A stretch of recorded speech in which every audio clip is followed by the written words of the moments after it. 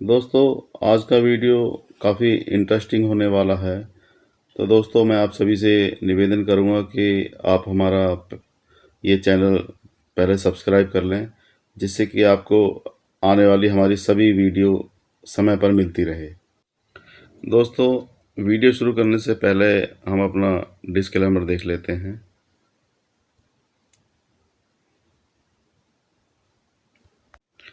दोस्तों, हमारा वीडियो बनाने का उद्देश्य किसी समुदाय, वर्ग, पंथ, समाज आदि की भावनाओं को ठेस पहुंचाना बिल्कुल नहीं है।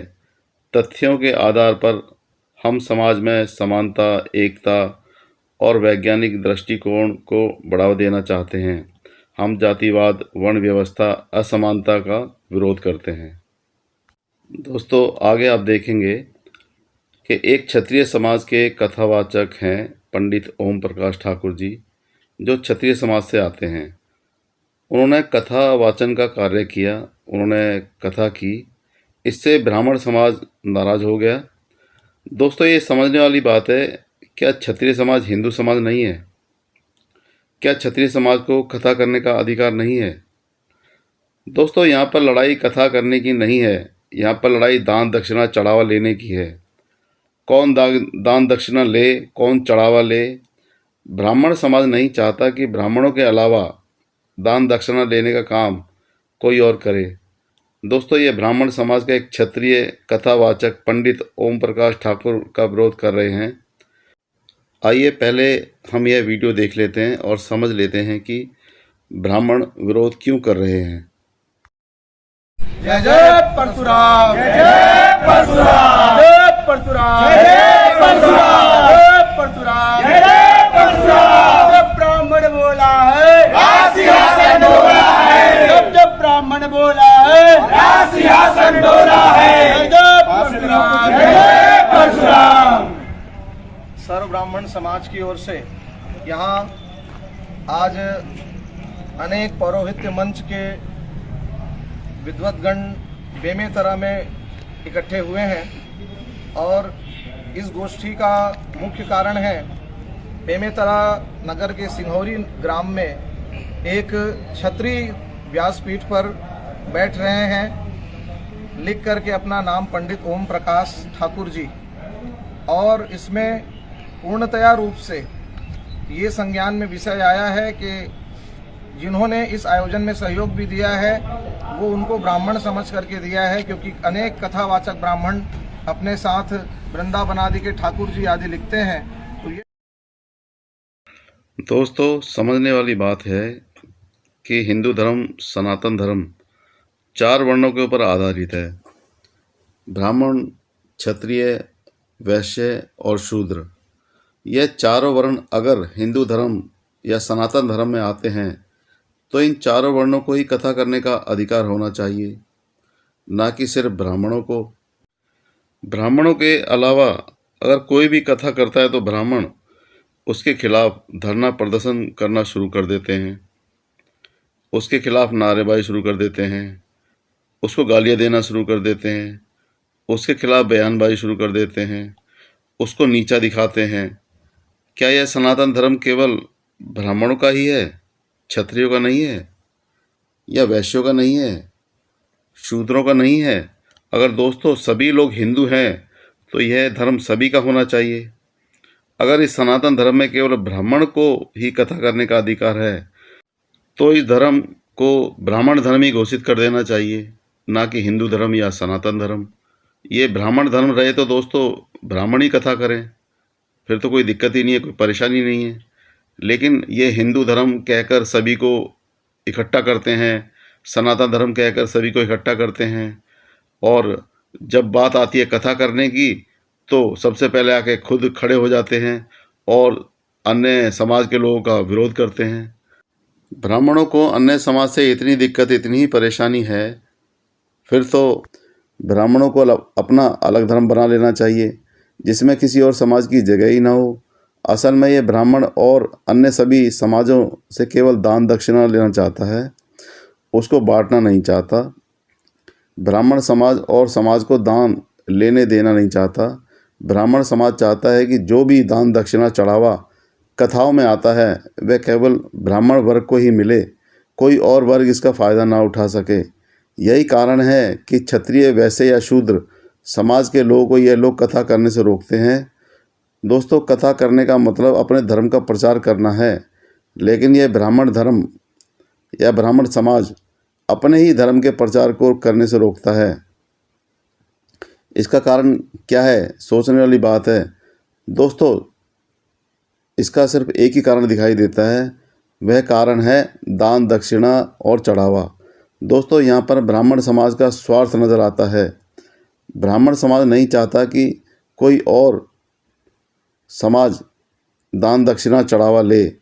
ब्राह्मण समाज यह दान, दक्षिणा, चढ़ावा अपने तक ही सीमित रखना चाहता है और वह नहीं चाहता कि हमारे अलावा इस दान, दक्षिणा, चढ़ावे को कोई और ले। लेकिन दोस्तों, ये बात बिल्कुल ही गलत है। यह बात काफ़ी विचारणीय है। इस बात पर अन्य समाज के लोगों को सोचने की ज़रूरत है। धर्म कोई एक जाति का नहीं होता, एक वर्ण का नहीं होता। धर्म सभी का होता है। जो भी उस धर्म में आते हैं, उस धर्म पर सभी का अधिकार होता है। केवल सनातन धर्म, हिंदू धर्म ही एक ऐसा धर्म है जिस पर ब्राह्मणों का कब्जा है और ये ब्राह्मण किसी और समाज के व्यक्ति को कथा नहीं करने देते। यह इस समाज की ज्यादती है, इस ब्राह्मण समाज की मनमानी है जो कि अन्य समाज झेलते हुए आ रहे हैं या फिर झेल रहे हैं। दोस्तों, अन्य धर्म में कोई भी धर्म आप उठाकर ले लीजिए, चाहे वो मुस्लिम धर्म हो, चाहे वो ईसाई धर्म हो, कोई भी उसमें पादरी बन सकता है या कोई भी उसमें मौलवी बन सकता है। लेकिन दोस्तों, हमारे धर्म में केवल ब्राह्मण ही मतलब कि पंडित बनेगा। तो दोस्तों, ये तो सरासर ही गलत है, सरासर बेईमानी है दोस्तों। और समाज के साथ तो ये मतलब बहुत ही गलत है, क्योंकि दोस्तों अगर सभी समाज हिंदू धर्म में आते हैं तो दोस्तों फिर तो सभी को कथा करने का अधिकार होना चाहिए, सभी को दान लेने का अधिकार होना चाहिए, सभी को दक्षिणा लेने का अधिकार होना चाहिए। लेकिन सिर्फ ब्राह्मणों को ही मतलब दान, दक्षिणा, चढ़ावा लेने का अधिकार क्यों है? और दोस्तों, इतने सालों से, इतनी सदियों से 100% आरक्षण सिर्फ ब्राह्मणों के पास है, मंदिरों का, चढ़ावे का, दान का, दक्षिणा का। तो दोस्तों, ये बात भी विचारणीय है, ये बात भी सोचने लायक है। और दोस्तों, सभी धर्म के लोगों को, सभी जाति के लोगों को, सभी वर्ण के लोगों को सोचने की ज़रूरत है दोस्तों, क्योंकि एक ही वर्ग सभी मंदिरों पर कब्जा करके बैठा हुआ है। और दोस्तों, सभी का अधिकार है। जितने भी हिंदू धर्म में लोग आते हैं, जितने भी वर्ण आते हैं, जितनी भी जातियाँ आती हैं, जो भी अपने आप को हिंदू कहता है, तो उन सभी का अधिकार है कि वो मंदिरों में चढ़ावा भी ले सकें, दान भी ले सकें और कथा भी करवा सकें। दोस्तों, यहाँ पर ये ब्राह्मण समाज की जो बदमाशी चल रही है, वो दोस्तों कहीं ना कहीं इस बदमाशी के खिलाफ आवाज़ उठाने की ज़रूरत है। दोस्तों, ये प्रथा के नाम पर या फिर आरक्षण के नाम पर मतलब ये लोग कथा करते चले आ रहे हैं, दान, दक्षिणा, चढ़ावा ले लेकर अपना घर भरते चले आ रहे हैं और लोगों को आगे नहीं आने देना चाहते। दोस्तों, अभी कुछ दिन पहले एक शूद्र समाज की महिला मतलब यामिनी साहू के साथ भी ऐसा ही हुआ और उसको भी इन लोगों ने मतलब कि उसको मुजरा करने वाली बोला, उसको बहुत ही गलत शब्द बोले। दोस्तों, वो एक महिला है और एक मतलब पिछड़े समाज से आती है और उसको भी इन लोगों ने फ़ोन पर धमकियां दी कि आप मतलब शूद्र समाज से आती हो, आप मतलब कथा नहीं कर सकती, आप दान दक्षिणा नहीं ले सकती, आप मतलब इस व्यास गद्दी पर नहीं बैठ सकती, आपको किसने अधिकार दिया? तो दोस्तों, ऐसी ऐसी बातें कहकर उस यामिनी साहू को इन्होंने धमकियां दी और उसका मनोबल तोड़ने की पूरी कोशिश की। तो दोस्तों, कहीं ना कहीं ये लोग नहीं चाहते कि मतलब कोई भी समाज का आदमी, पहले इन्होंने क्षत्रिय समाज के साथ किया, अब ये शूद्र समाज की महिला, ओबीसी समाज की महिला यामिनी साहू के साथ भी इन्होंने ऐसा ही किया। दोस्तों, इस वीडियो को भी आप एक बार देखिए, फिर हम आगे बात करते हैं। मनुवादी बोले, शूद्र हो मुजरा करो, भागवत कथा नहीं। जाति सूचक बातें कही और अपमान भरे शब्द भी और कहे उन्होंने। गैर ब्राह्मण कथावाचक को जातिवादियों ने दी खुली धमकी कि स्त्री जाति को अधिकार नहीं है। दूसरा, उन्होंने कहा आप शूद्र हैं और शूद्र होने के कारण भी आपको अधिकार नहीं है। छत्तीसगढ़ के महासमुंद जिले में एक गैर ब्राह्मण महिला भागवत कथा वाचिका को खुलेआम धमकियां मिल रही हैं। कथा वाचिका यामिनी साहू को फोन पर धमकी देने वाले कह रहे हैं कि तुम शूद्र हो, महिला हो, व्यास मंच पर बैठकर भागवत कथा नहीं पढ़ सकती। एक गैर ब्राह्मण को व्यास पीठ पर बैठकर कथा कहने का कोई अधिकार नहीं है। जाकर मुजरा करो, नहीं मानने पर तुम्हें मंच से आकर उतार देंगे। दूसरी बात कही कि आप शूद्र जाति के हैं, तो इसके कारण भी आप व्यासपीठ की अधिकारी नहीं हैं। आपको किसने अधिकार दिया? ऐसे जाइए मुजरा कीजिए, केले के छिलके, ऐसे तमाम तरह की अपमानजनक बातें उनके द्वारा कही गई। अभी एक पंडित जी, रामेश्वर पंडित जी का फोन आया था, वो मेरे लगातार 10-12 पंडितों का फोन आ गया, मेरे को धमकी दे रहे हैं कि आप जहां भागवत करोगे आपको मंच से उतारेंगे, आपका अपमान करेंगे शासन प्रशासन की सहायता से। वेद व्यासपीठ में आप नहीं बैठ सकते, एक शूद्र को बैठने की अधिकार नहीं है। और बाबू सूत्र में आता है ब्राह्मण क्षत्रिय। दोस्तों, इस वीडियो में देखा आपने किस किस तरीके से ब्राह्मण मतलब यामिनी साहू को धमकी दे रहे हैं कि आप व्यास गद्दी पर कैसे बैठ गई, आप किस तरीके से, आपको किसने अधिकार दिया। दोस्तों, ये अधिकार देने वाला कौन है, ये अधिकार देता कौन है? और दोस्तों, इन ब्राह्मणों को अधिकार दिया किसने है कि आप ही कथा करोगे, आप ही दान लोगे, आप ही व्यास गद्दी पर बैठोगे। और जिस व्यास गद्दी की बात ये करते हैं दोस्तों, जिस वेद व्यास की ये बात करते हैं, तो दोस्तों वो खुद भी एक निषाद कन्या से उत्पन्न हुए थे। ऋषि पाराशर ने एक शूद्र स्त्री जो कि एक मल्ला जाति से आती थी, धीमर जाति से आती थी, उसके साथ संभोग किया और उसके बाद वेद व्यास का जन्म हुआ। तो दोस्तों, वेद व्यास भी तो कहीं ना कहीं शूद्र में ही आते हैं, और फिर भी ये लोग मतलब व्यास गद्दी चिल्लाते रहते हैं। तो दोस्तों, जो खुद एक शूद्र है उसकी व्यास गद्दी पर एक शूद्र बैठ जाए, तब इनको क्यों चिढ़ लग जाती है? दोस्तों, समझने वाली बात है। कहीं ना कहीं इसके पीछे जो भी कुछ है ना, वो सिर्फ दान दक्षिणा और चढ़ावा है कि कोई और जाति, कोई और समाज ये दान दक्षिणा चढ़ावे का हकदार ना हो सके, क्योंकि दोस्तों ये लोग दान दक्षिणा चढ़ावे से ही अपना घर भरते आए हैं। और ये दान दक्षिणा चढ़ावा ही एक कारण है कि ये लोग किसी और समाज के लोगों को कथा नहीं करने देते, व्यास गद्दी पर नहीं बैठने देते। और दोस्तों, अब तो हद तो जब हो गई जब ये लोग, इन्होंने क्षत्रिय समाज के इंसान को भी मना कर दिया, उसके खिलाफ भी इन्होंने नारेबाजी शुरू कर दी, उसके खिलाफ भी इन्होंने ज्ञापन दिया। तो दोस्तों, कहीं ना कहीं सोचने और विचारनीय बात है ये।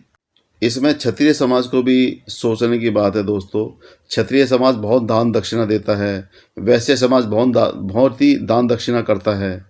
लेकिन दोस्तों, दान ले लेंगे ये लोग, क्षत्रिय से दान ले लेंगे, वैश्य से दान ले लेंगे, लेकिन दोस्तों दान दे नहीं सकते ये, और दान लेते हुए देख नहीं सकते। कोई भी क्षत्रिय या वैश्य या शूद्र मतलब कथा करके दान दक्षिणा नहीं ले। इनके अलावा कोई और, यानी कि ब्राह्मणों के अलावा कोई और लेता है तो उनको पेट में दर्द होना शुरू हो जाता है। दोस्तों, ये एक सरासर गलत है और ये निंदनीय है। दोस्तों, ये तीसरी घटना है। ये देविका पटेल हैं और ये जबलपुर से हैं। इन्होंने ये कथा वाचने का काम किया तो ब्राह्मण समाज इनके खिलाफ हो गया, इनके पिता को धमकी दी, इनको भी धमकी दी। तो दोस्तों, ये वीडियो भी आप एक बार देखिए, जिससे कि आप जागरूक हों और लोगों को भी जागरूक कर सकें। दोस्तों, किस तरीके से ब्राह्मण समाज और लोगों पर कितना हावी हो जाता है कथा के नाम पर, दान दक्षिणा के नाम पर, चढ़ावे के नाम पर। एक बार इस वीडियो को देखिए, फिर आगे बात करते हैं। यहाँ चर्चा हो रही है कथा वाचन को लेकर। चर्चा ये हो रही है कि आखिर किसे कथा कहने का अधिकार है। यहाँ पर मौजूद अधिकतर लोगों का तर्क है कि कथा सिर्फ ब्राह्मण कर सकता है, और इस तर्क के आधार पर आरोप है कि इन लोगों ने कथावाचिका देविका पटेल को कथा कहने से रोक दिया। पूरा मामला जबलपुर के रैपुरा गांव का है। आरोप है कि गांव के कुछ ब्राह्मणों ने पिछड़े समाज से आने वाली कथावाचिका देविका पटेल को कथा कहने से रोका और उनके पिता को धमकी दी।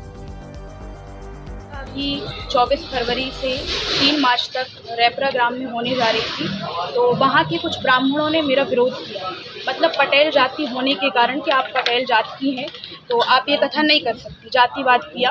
और जैसा कि वहाँ से फिर सूचना आई तो मेरे पिताजी वहाँ पर गए, तो मेरे पिताजी को भी उन्होंने गालियाँ दी, मारने की धमकी दी, मुझे दी। तो अगर आप कथा करेंगे तो हम ये कर देंगे, वो कर देंगे। तो मैं शासन से मतलब ये निवेदन करना चाहती हूँ कि आप मुझे सुरक्षा दें। सरकार से भी ये मांग करती हूँ कि मुझे सुरक्षा दें और मुझे कथा करने की अनुमति दें, क्योंकि मैं दोस्तों यहाँ पर भी इन्होंने, ये देविका पटेल हैं जो MP जबलपुर से आती हैं, ये एक शूद्र जाति से आती हैं, पटेल जाति से आती हैं, OBC समाज से आती हैं।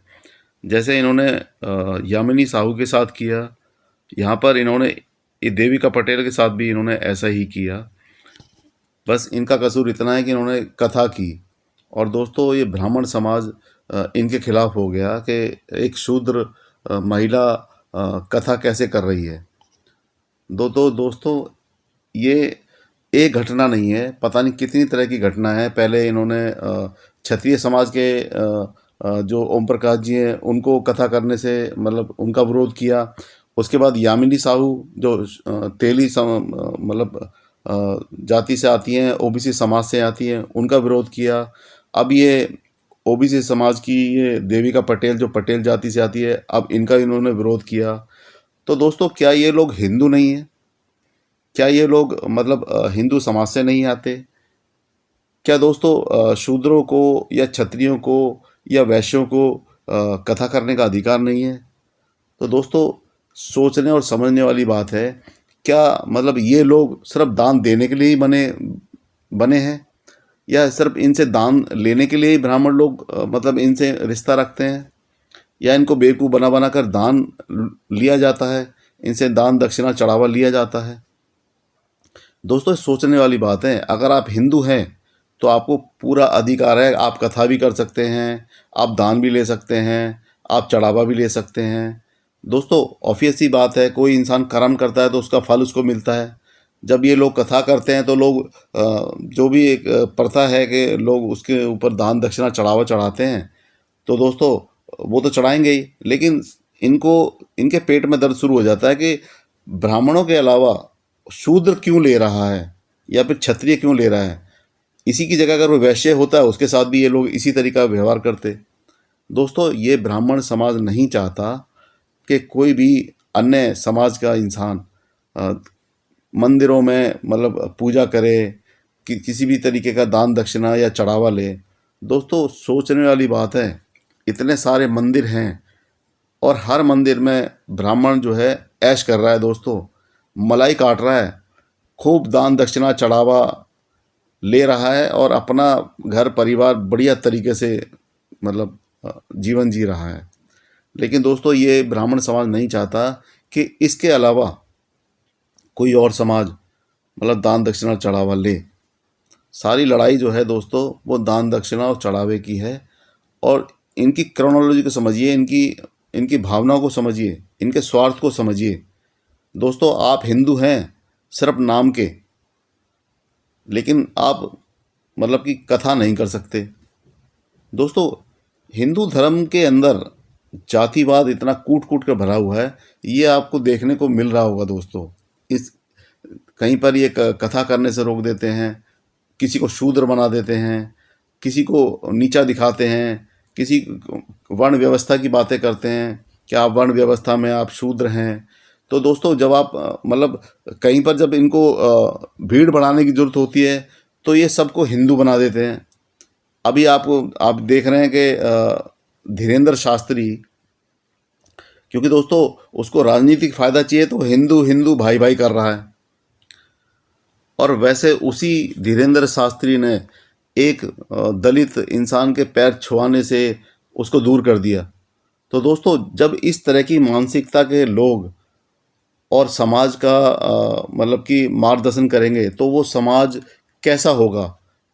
दोस्तों ये लोग सिर्फ सत्ता पे रहना चाहते हैं, किसी भी तरीके से कुर्सी पर रहना चाहते हैं, लाइमलाइट पर रहना चाहते हैं। ये दोस्तों और समाज को आगे नहीं आने देना चाहते, ये समझने की ज़रूरत है।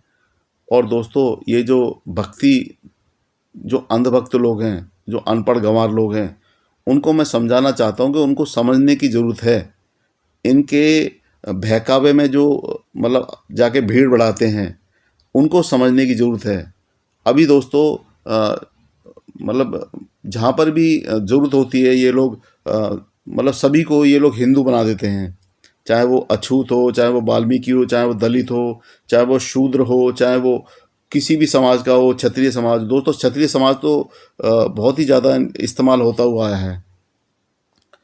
तो दोस्तों सोचने वाली बात है कि आप लोग सिर्फ क्या इस्तेमाल होने के लिए बने हैं? वैसे आप धर्म के अंदर शूद्र हैं, धर्म के अंदर अछूत हैं, धर्म के अंदर दलित हैं, लेकिन जहाँ पर बात भीड़ बढ़ाने की आती है तब आप हिंदू हो जाते हैं। दोस्तों सिर्फ हिंदू एक मुखौटा है, सिर्फ एक ऐसा मतलब एक छतरी बना दी है जिसमें मतलब आपको भीड़ की तरह दिखाया जा सके। दोस्तों भेड़ बकरी की तरह आपको मतलब इकट्ठा किया जाता है, रैलियों में आपको हिंदू के नाम पर इकट्ठा किया जाता है, राम के नाम पर आपको इकट्ठा किया जाता है। लेकिन दोस्तों ये जिस तरीके से ये वर्ण व्यवस्था है, जिस तरीके से हिंदू धर्म के अंदर व्यवस्था है, आप इनके वेद पुराण उपनिषद स्मृतियाँ पढ़ के देखिए, तब आपको पता चलेगा कि आपकी क्या औकात है, क्या आपकी मतलब कि क्या हैसियत है इस समाज के अंदर। जो लोग अपने आप को मतलब हिंदू बोलते हैं, दोस्तों हिंदू ठीक है, आप हिंदू बनिए, लेकिन हिंदू के सारे अधिकार क्या आपके पास हैं? आप हिंदू हैं तो आपको हिंदुओं की तरह मतलब कथा करने का अधिकार है, या आपको मतलब ये लोग आपके साथ रोटी बेटी का संबंध बनाते हैं? दोस्तों सोचने वाली बात है। अगर हिंदू हिंदू भाई भाई हो सकता है तो हिंदू हिंदू मतलब रिश्तेदार क्यों नहीं हो सकता? ये धीरेन्द्र शास्त्री किसी दलित महिला के साथ, किसी अछूत महिला के साथ शादी कर सकता है। अगर ये मतलब इस तरह का अगर मतलब कि जातिवाद को ख़त्म करना चाहता है, हिंदू एकता की बातें करता है, तो ये धीरेन्द्र शास्त्री किसी दलित महिला से शादी क्यों नहीं कर लेता? दोस्तों सोचने वाली बात है, आपको सोचने की ज़रूरत है। दोस्तों जहाँ पर भीड़ बढ़ाने की बात होती है, जहाँ पर भीड़ दिखाने की बात होती है, वहाँ पर आपको श्री राम के नाम पर इकट्ठा कर लेते हैं, हिंदू के नाम पर इकट्ठा कर लेते हैं। लेकिन दोस्तों जहाँ पर आपको हक अधिकार देने की बात होती है, वहाँ पर आप शूद्र हो जाते हैं, वहाँ पर आप अछूत हो जाते हो। तो दोस्तों भक्त बनिए पर अंधभक्त मत बनिए। दोस्तों आपके ईश्वर ने आपको दिमाग दिया है, कुदरत ने आपको दिमाग दिया है, उसका इस्तेमाल कीजिए दोस्तों। क्योंकि अगर आप इस्तेमाल ही होते आएंगे, आपको अपने परिवार की तरफ सोचना चाहिए, क्योंकि आप सबसे ज़्यादा अगर कोई परेशान होता है तो वो आपका परिवार है, कोई और परेशान नहीं होता। दोस्तों अगर आप जेल जाएंगे तो आपका परिवार आप परेशान होगा, आपका परिवार ही भाग दौड़ करेगा, कोई और दोस्तों नहीं आएगा भाग दौड़ करने के लिए। ये जो मतलब आपको भक्त बनाकर, अंधभक्त बनाकर जो आपको पेश कर देते हैं, आप ही जाकर आगे लड़ते हैं, आप ही भीड़ बढ़ाते हैं, आप ही मतलब इनको कामयाब करते हैं। दोस्तों सिर्फ ये गद्दी पर बैठना जानते हैं। आपके सिर पर पैर रखकर ये लोग उस सिंहासन पर पहुंचते हैं जहाँ पर इनको जाना चाहिए। दोस्तों आप ही को इस्तेमाल करके ये मलाइयाँ खाते हैं। आपको समझने की ज़रूरत है दोस्तों, आपको इस्तेमाल किया जाता है, आप इस्तेमाल होते हैं। और इस्तेमाल क्यों होते हैं? क्योंकि आप अशिक्षित हैं, आपको शिक्षित नहीं बनाया गया, आपके पूर्वजों को शिक्षित नहीं रखा गया। आपके पूर्वज, अगर आप अपना इतिहास उठाकर देखेंगे तो आपके पूर्वज अनपढ़ थे, गंवार थे, और उनको इन्होंने बेवकूफ़ बना कर खूब लूटा, खूब दबा कर लूटा। उनकी मेहनत की कमाई को इन्होंने, गाड़ी कमाई को इन्होंने दान दक्षिणा के रूप में दबा के लूटा। और आज भी दोस्तों ये जातिवाद, ये वर्णवाद, ये हिंदू धर्म के अंदर कूट कूट कर भरा हुआ है। और ये हिंदू धर्म की सच्चाई है दोस्तों। हिंदू धर्म बिना वर्ण के, बिना जाति के चल ही नहीं सकता। और इस वर्ण व्यवस्था के अंदर सबसे ऊपर ब्राह्मण ने अपने आप को स्थापित किया हुआ है। ये समझने की ज़रूरत है दोस्तों। अगर ये हिंदू हिंदू कहते हैं तो शादियां करें। एक ब्राह्मण एक दलित के साथ शादी करे, फिर वो हिंदू की बात करे तो समझ में आती है। या फिर ये एक मतलब अपर कास्ट का इंसान एक शूद्र के साथ शादी करे तब भी समझ में आती है। ये मतलब आपस में रोटी बेटी का संबंध बनाएं तब भी समझ में आती है कि चलो हाँ हिंदू हिंदू भाई भाई हैं, हिंदू हिंदू आपस में रिश्तेदार हैं। लेकिन दोस्तों जब बात जहाँ पर मतलब हिंदू के अलावा फिर ये जातियाँ ढूंढते हैं। दोस्तों जब हिंदू एक टैग इन्होंने लगा दिया, सनातन धर्म का एक टैग लगा दिया, हिंदू धर्म का एक टैग लगा दिया, फिर जातियों की ज़रूरत क्यों पड़ जाती है, फिर वर्ण की ज़रूरत क्यों पड़ जाती है? क्योंकि दोस्तों जहाँ पर इस्तेमाल करना होता है वहाँ पर आपको हिंदू बना दिया जाता है, जहाँ पर इस्तेमाल करना होता है आपको सनातन धर्म का एक सनातन धर्मी बना दिया जाता है। लेकिन जहाँ पर इनको ज़रूरत नहीं होती वहाँ पर आपको दलित बना दिया जाता है, वहाँ पर आपको शूद्र बना दिया जाता है, वहाँ पर आपको अछूत बना दिया जाता है। तो दोस्तों आपको आंखें खोलने की ज़रूरत है, आपको समझने की ज़रूरत है। दोस्तों इनके बहकावे में आकर अपना भविष्य ख़राब ना करें, अपने पैसा ख़राब ना करें, अपना समय ख़राब ना करें। दोस्तों अपना पैसा, अपना मतलब समय अपने परिवार को दें, अपने बच्चों को पढ़ाएं, उनको इस लायक बनाएं कि वो अपने पैरों पर खड़े हो सकें। दोस्तों एक बार इस वीडियो को ज़रूर देख लीजिए, आपकी सोच बदल जाएगी। फिर मैं बात करता हूं दोस्तों आपसे। तो पूजिए विप्र सकल गुणहीना और शूद्र न गुण गण वेद प्रवीणा। शूद्र चाहे कितना भी वेदों का ज्ञाता क्यों ना हो, शास्त्रों का ज्ञाता क्यों ना हो, शूद्र कभी पूजनीय नहीं हो सकता।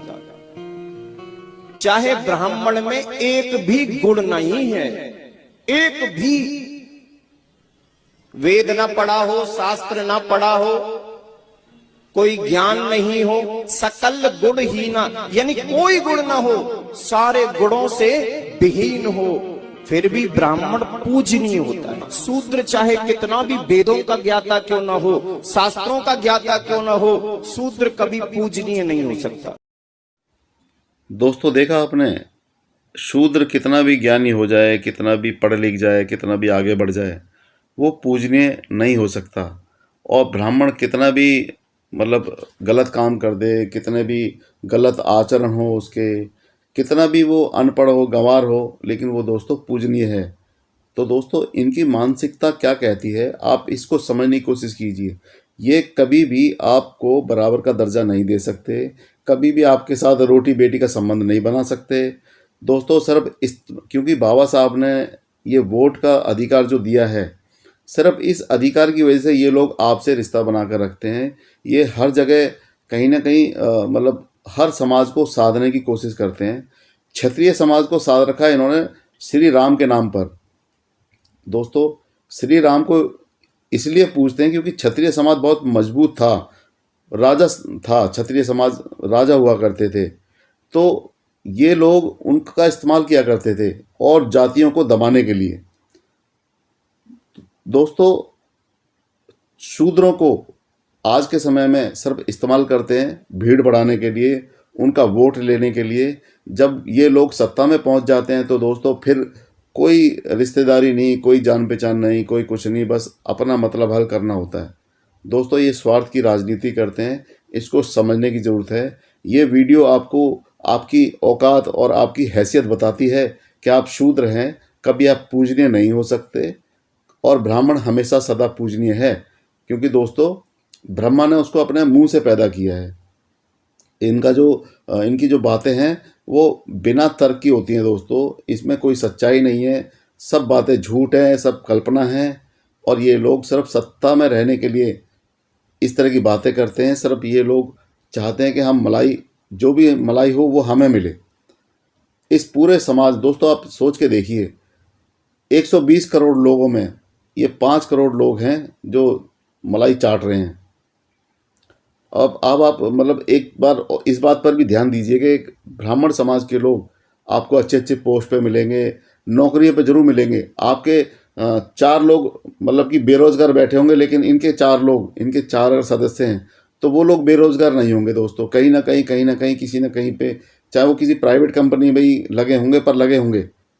दोस्तों ये है जातिवाद, क्योंकि जहाँ पर जिनकी कंपनियां हैं, जिनकी भी वो हैं, वो भी ऊंची जाति के ही लोग हैं और वो इन्हीं लोगों को प्रेफर करते हैं, वो आप लोगों को प्रेफर नहीं करते हैं दोस्तों। तो दोस्तों समझने की ज़रूरत है, अपने आप को संभालिए, अपना समय और अपना पैसा इन लोगों पे खराब मत कीजिए। दान दक्षिणाओं में दोस्तों अपना पैसा बर्बाद मत कीजिए। अगर आपको मंदिरों में जाना ही है तो केवल अपनी सच्ची श्रद्धा के फूल चढ़ाइए। जिस भी आप ईश्वर को मानते हैं, जिस भी आप भगवान को मानते हैं, आपको लगता है कि भगवान है या ईश्वर है, तो दोस्तों सिर्फ अपनी सच्ची श्रद्धा के फूल चढ़ाइए उनके चरणों में, ना कि कोई भी दान दक्षिणा चढ़ावा। क्योंकि दोस्तों ये दान दक्षिणा चढ़ावे की ही लड़ाई है। जितनी भी आप लड़ाई अभी तक हमने जो की वो सारी दान दक्षिणा चढ़ावे की है। तो मैं आपसे अपील करूँगा कि मंदिरों में जाएं तो केवल फूल चढ़ाएं, सिर्फ अपनी सच्ची श्रद्धा के फूल चढ़ाएं, उसके अलावा कुछ भी ना चढ़ाएं। दोस्तों जब ऐसा होना स्टार्ट हो गया तो आप देखेंगे कि मंदिरों की संख्या घटनी स्टार्ट हो गई है। जब ये दान दक्षिणा चढ़ावा बंद हो जाएगा दोस्तों, या कम हो जाएगा, तो अपने आप ही मंदिरों से ये लोग मतलब कि मंदिर बंद होना स्टार्ट हो जाएंगे। आप खुद देखेंगे दोस्तों कि मतलब किस किस तरीके से ये लोग लूट रहे हैं, किस किस तरीके से बहका रहे हैं, किस किस तरीके से बेवकूफ़ बना रहे हैं। वो दोस्तों किस लिए कि उनको आपसे दान दक्षिणा चढ़ावा चाहिए। दोस्तों आप नहीं जानते होंगे, हो सकता है कुछ लोग ऐसे हों जिनको ना पता हो। दोस्तों मंदिरों में ऐसी कोई चीज़ नहीं है जो ना चढ़ाई जाती हो। वो राशन भी हो सकता है, वो घी तेल दूध कुछ भी हो सकता है। दोस्तों सोना चांदी कुछ भी चढ़ता है दोस्तों, आप उसकी कल्पना भी नहीं कर सकते।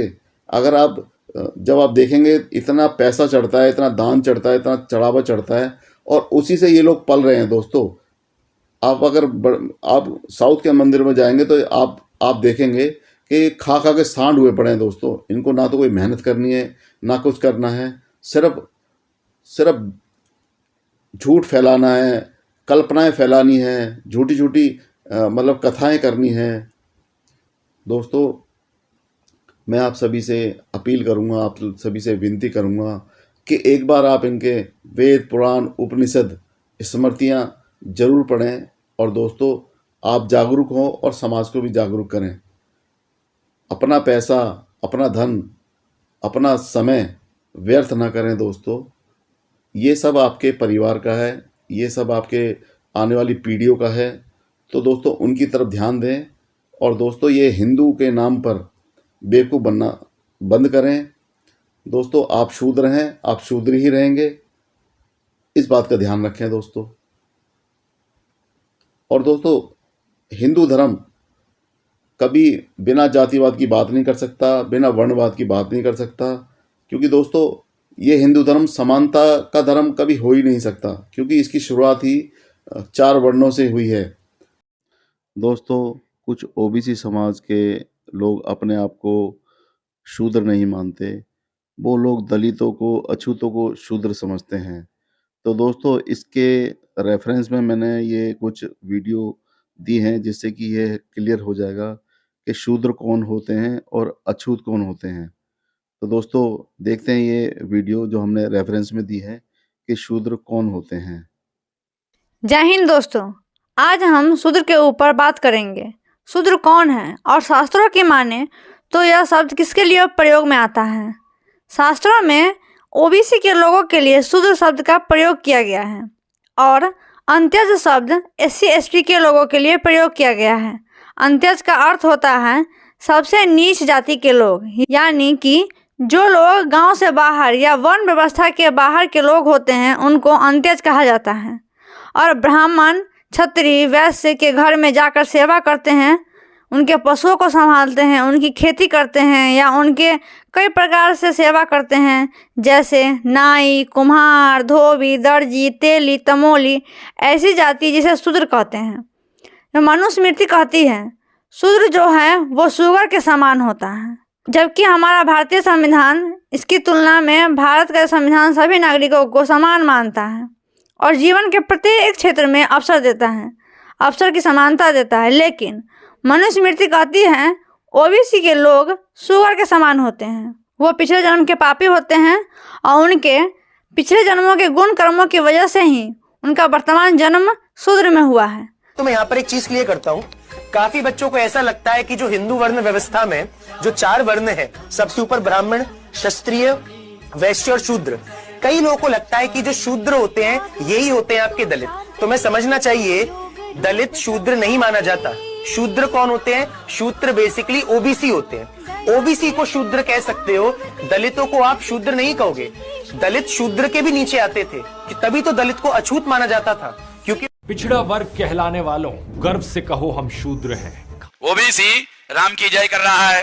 रामायण में शूद्र शंभुक की हत्या राम ने की, ऐसा वाल्मीकि ने रामायण में लिखा। शूद्र कौन है? शूद्र तो ओबीसी है।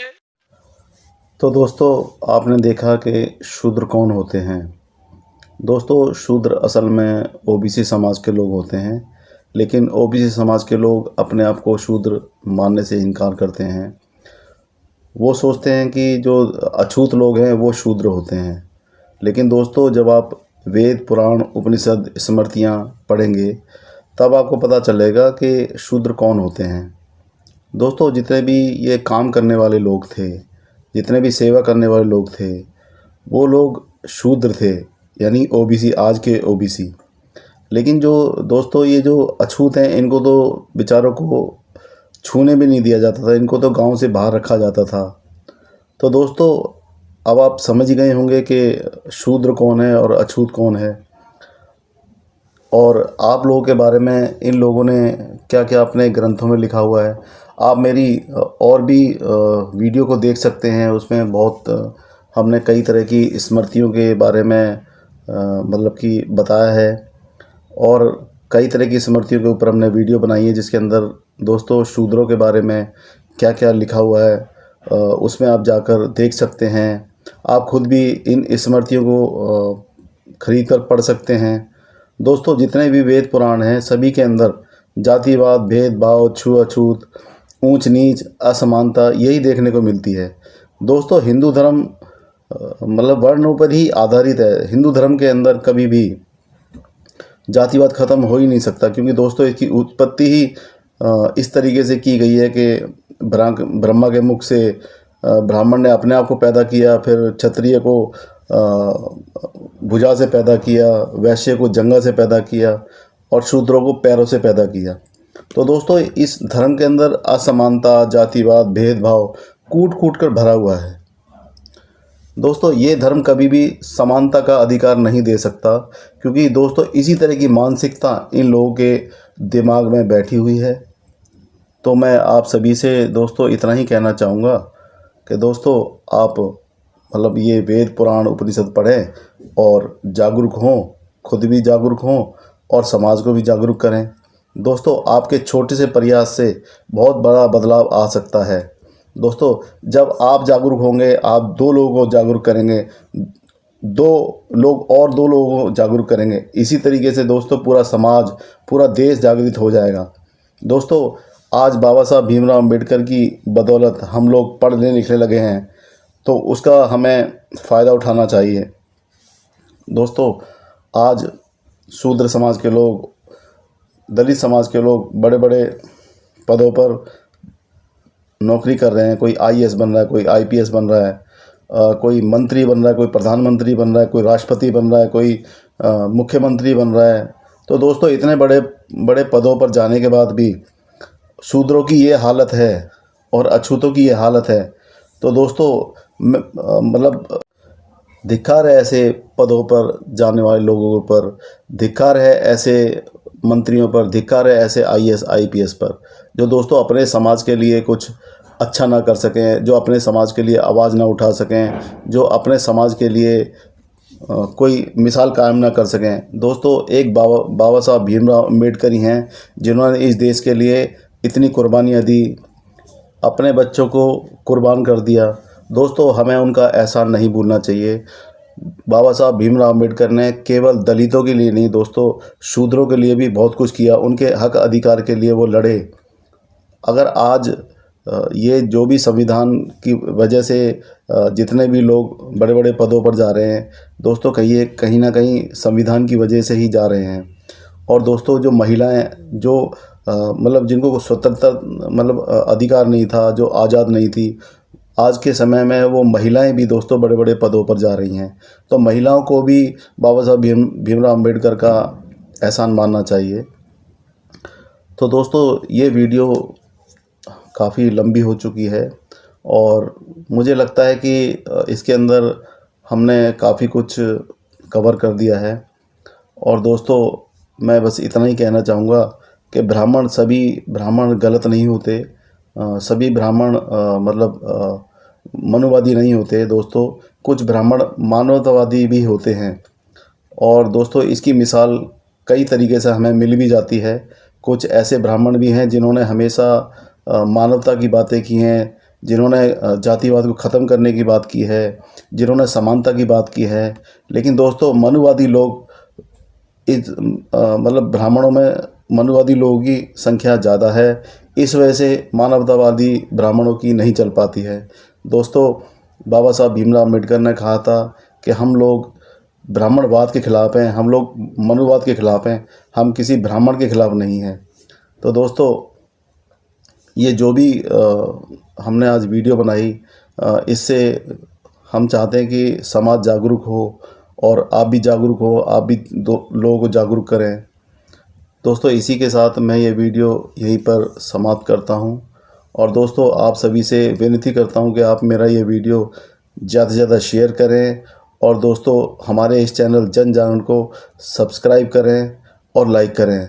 दोस्तों इसी के साथ मैं ये वीडियो यहीं पर समाप्त करता हूँ और मेरे साथ इतने लंबे समय तक बने रहने के लिए आप सभी का बहुत बहुत आभारी हूँ। धन्यवाद दोस्तों।